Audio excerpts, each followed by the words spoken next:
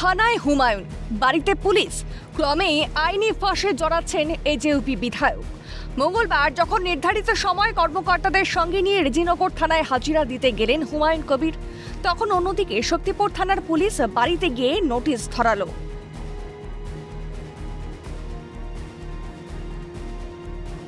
রেজিনগরের একটি জনসভা থেকে সরাসরি মুখ্যমন্ত্রীকে নিশানা করেছিলেন হুমায়ুন। পাশাপাশি বিজেপির বিরুদ্ধে শ্যাটা ভাঙা মারের হুঁশিয়ারি দিয়েছিল। সেই নিয়েই বিতর্কের সূত্রপাত।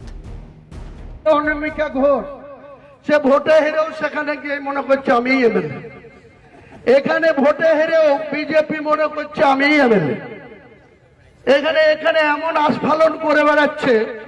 তা আমি শুভেন্দু অধিকারীকে সেদিন বলেছি যে আপনি ভোটে জিতেছেন, আপনার দল জিতেছে, খুব ভালো কথা, কিন্তু মুর্শিদাবাদে আস্ফালনটা একটু কম করতে বলেন। আমি যেদিন ময়দানে মুসলমানদের নিয়ে নেমে যাব না, সেদিন এমন ছাটা ভাঙা মাছ শুরু করব যে আপনাদের পতাকা বহন করার লোক থাকবে না।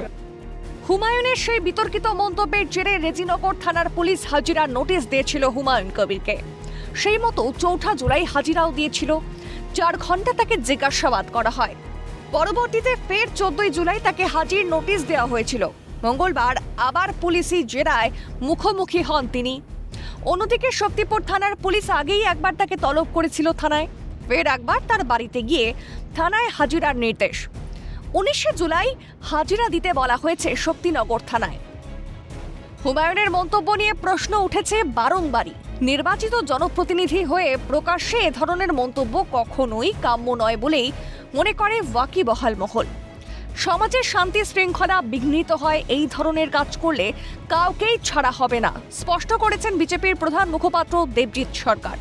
সুস্থ সাধারণ সরকার যারা রাজ্যবাসীকে শান্তি এবং আইনের শাসন দেওয়ার জন্য দায়বদ্ধ, তারা কখনো এই ধরনের মন্তব্যকারী কাউকেই বা কোনো লোককেই তারা ছেড়ে রাখতে পারে না।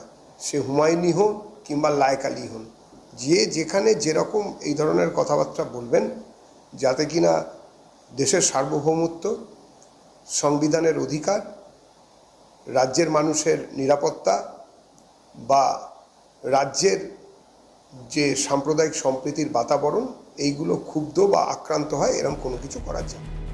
তৃণমূল জমানায় এই আস্ফালনই দেখা যেত হুমায়ুনের। পরে দল থেকে বেরিয়ে গিয়ে বজায় ছিল তার মেজাজ।